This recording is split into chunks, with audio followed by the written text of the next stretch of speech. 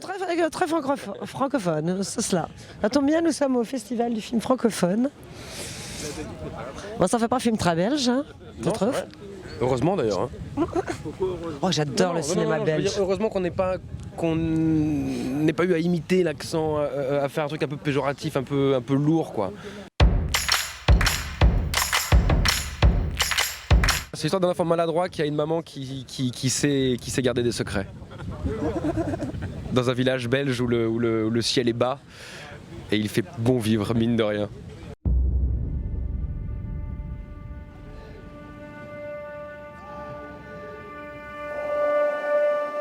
Merci à tous pour votre présence. En l'état actuel de l'enquête, rien ne nous permet de penser qu'il s'agit d'un enlèvement. Avant tout, nous devons nous assurer que l'enfant ne s'est pas perdu.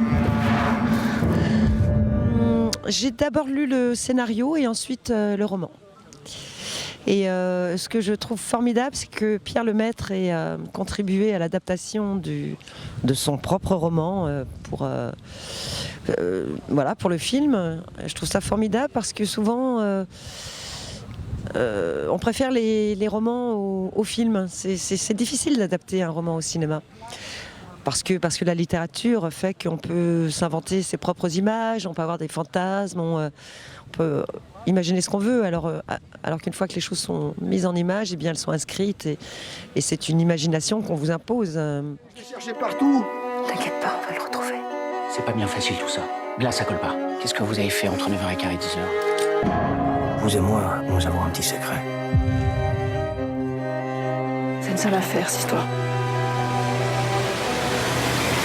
Il a su se mettre au service du film aussi. Il a confié son projet à Nicolas, donc le référent c'est Nicolas. Et après il était sur le plateau de temps en temps, il a un rôle dedans, il joue le procureur. Il le fait vachement bien d'ailleurs, ouais. Il joue vachement bien. Mais il est au courant que Nicolas est réalisateur, c'est un très bon réalisateur, donc il va lui laisser la place qu'il faut. Il lui a fait confiance et je crois qu'il a bien fait.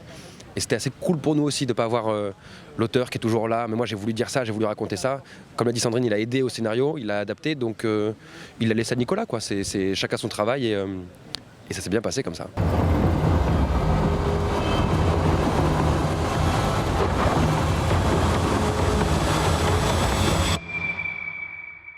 Pendant tout le film, on ne sait pas si mon personnage sait des choses ou ne sait pas. Et donc toute la délicatesse de ce rôle, c'était justement de rester en retrait par rapport à ça. Et le rôle implique, d'abord parce que cette femme blanche est naturellement comme ça, elle est dans le secret de sa vie, de sa propre vie, dans le secret de ce qui concerne son fils, donc à le protéger. Son fils ne sait pas, ne sait presque rien de sa vie au fond.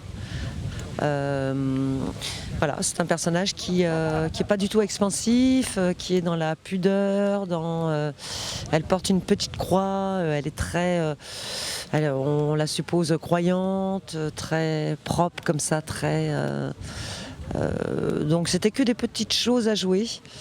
Des petites choses du quotidien, puisque c'est une femme qui se contente d'une vie très simple, son travail, sa maison, son fils.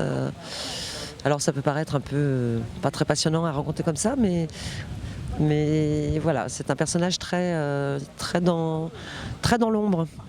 Tout est déjà très, très fort. Les décors, le scénario est si bien écrit, le secret est très important.